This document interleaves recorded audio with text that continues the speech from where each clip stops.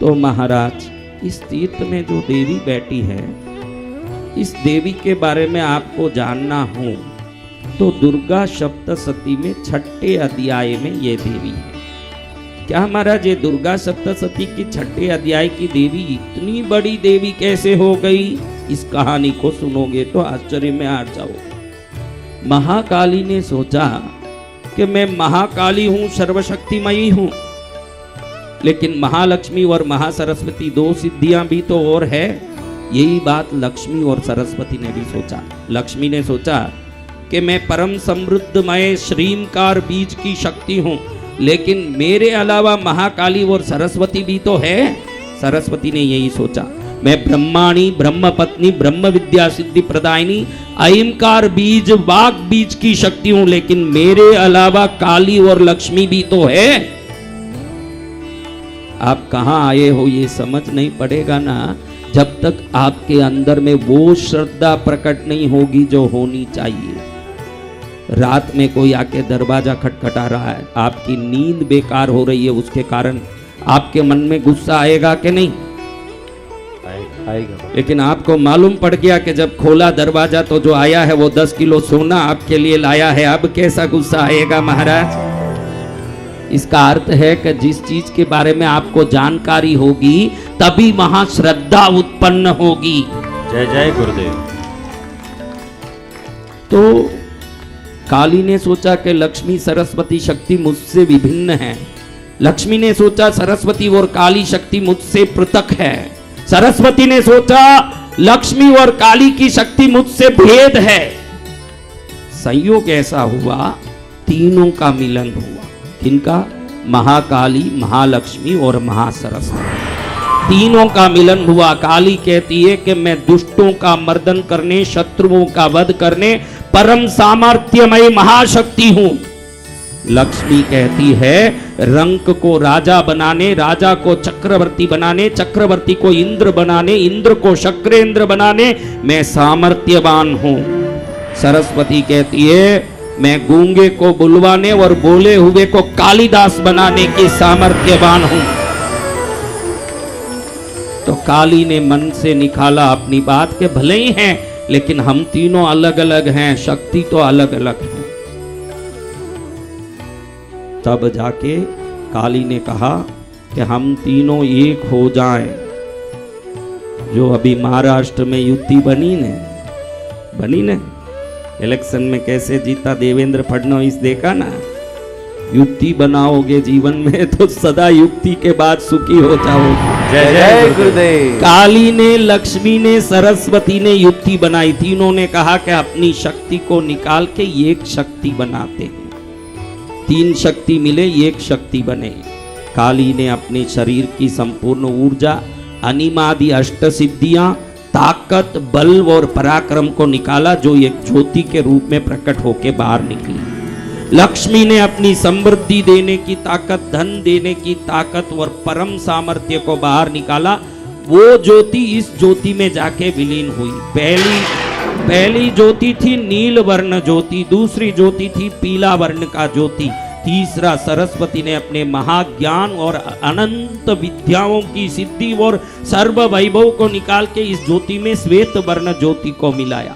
ये तीनों ज्योतियां एक बनी जाकर के वो ज्योति हाथ में पाश, काली का चिन्ह, अंकुश सरस्वती का चिन्ह, कमल लक्ष्मी का चिन्ह और फल तीनों का मिलाया फलदायी चिन्ह, ये चारों चिन्ह लेके खड़ी हुई। तीनों प्रसन्न हो गई शक्ति के हम तीनों की शक्ति एक हो गई।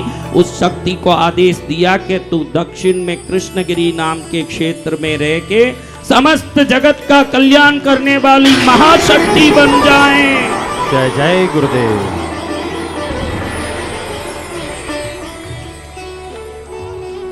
जब आकाश से निकली ये शक्ति चारों तरफ पहाड़ियों को ढूंढते हुए यहाँ आके स्थापित हुई। ये महाकाली, महालक्ष्मी, महासरस्वती मई ये दिव्य शक्ति यहाँ स्थापित हो गई। इसलिए विश्व में सर्वोत्तम ये शक्ति जिसको ज्ञान चाहिए, बच्चे आज यहाँ आके आईएएस कितने ही लोग बन गए, आईपीएस बन गए, बड़े बड़े ऑफिसर, पुलिस माले बन गए, आर्मी में चले गए, बड़े बड़े काम। और सब काली की शक्ति यहाँ ऐसे काम करे जो यहाँ दर्शन करने वाले के शत्रुओं के मुंह चकनाचूर हो जाए। और लक्ष्मी की शक्ति ऐसी करती है काम के बोलने की जरूरत नहीं। कल एक आदमी बोल रहा था कि नवरात्रि में जब मैं आया तो मेरे टिकट के ठिकाने नहीं थे। कल आपने सुना ना, किसने सुना? नवरात्रि में जब मैं आया मेरा टिकट का ठिकाना नहीं। 2 महीना भी नहीं हुआ, अक्टूबर 30 को यहाँ से गया, दिसंबर 30 तो आज आ रहा है। अब मेरे घर में कोई चीज की कमी नहीं है। जय हो, जय हो।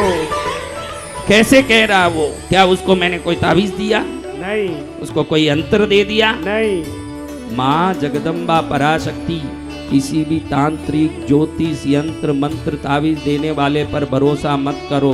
भगवती कृष्णगिरी वाली पद्मावती इतनी जागृत है, श्रद्धा से कृष्णगिरी वाली। जय हो, जय हो। जय जय माँ। आमा आ तुझे दिल ने पुकारा, आमा आ तुझे दिल ने पुकारा, दिल ने पुकारा मैया तू है सहारा, दिल ने पुकारा मैया तू है सहारा।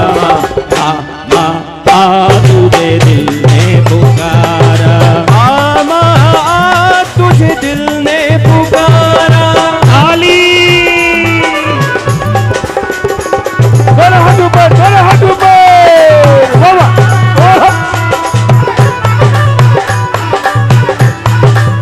अब ये भी ध्यान रखना कि ये कोई वसंत विजयी इस तीर्थ का पीठाधीश है तो मैं पीठाधीश नहीं हूँ।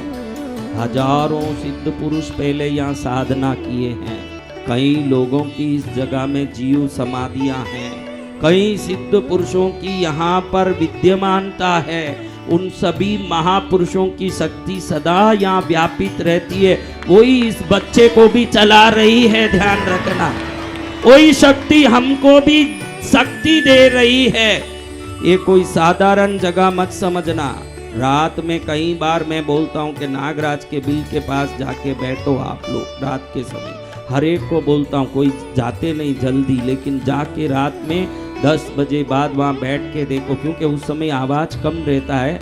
आपको स्पष्ट सुनाई देगा कि देवता वहाँ नृत्य कर रहे हैं और ढोल वाद्य और नूपुर की आवाज़ आती है वहाँ पर। किस किस ने सुना है वो आवाज़? वो हाथ ऊंचा करो पहले सुने हुए लोग। वहाँ ढोल वाद्य नृत्य की आवाज़ आती है, जहाँ माँ के दरबार में देवता नाचते हैं। ऐसे परम पावन स्थान में आ गए। राजा बन के बड़ा गिफ्ट लेना है कि भिखारी बन के बासी रोटी लेनी है मेरे बच्चों? राजा बनकर बड़ा गिफ्ट लेना है। माता जी, रानी बन के गिफ्ट लेना है कि ऐसे बैठने में ही तड़कते रहना है? क्योंकि भिखारी की टाइप में आ के गई, इसलिए माँ अभी तक ठीक नहीं की। एकदम माँ को बोल दो, मैं तेरी बच्ची हूँ, मेरा कल्याण कर। आज शाम में ऐसी बैठोगी कि ताकत वाली हवन में बैठने में आराम आएगी। आज शाम में ये माता जी कैसी बैठती है आप लोग देख लेना, यहाँ की शक्ति मालूम पड़ जाए। बोल साचे दरबार की ताकत मालूम पड़ जाए माँ की। अब इस माँ के सिर पर 3 फना नाग है। क्या है? 3 फना नाग। ये नाग किस लिए? दुश्मनों को डराने के लिए। और उस फना के ऊपर मणियां रखी हुई है। क्या रखी हुई है? मणियां। उस मणियों से निकलने वाली रोशनी हजारों योजन तक प्रकाश देती है। दुश्मन आते हैं तो डराने वाले यही नाग, भक्त आते हैं तो अपनी मणियों से ऐसी प्रकाश देते हैं, अंधेरे में जीवन में भटका हुआ व्यक्ति को प्रकाश मिल जाता है। जय हो। उसके जीवन में प्रकाश ही प्रकाश हो जाता है।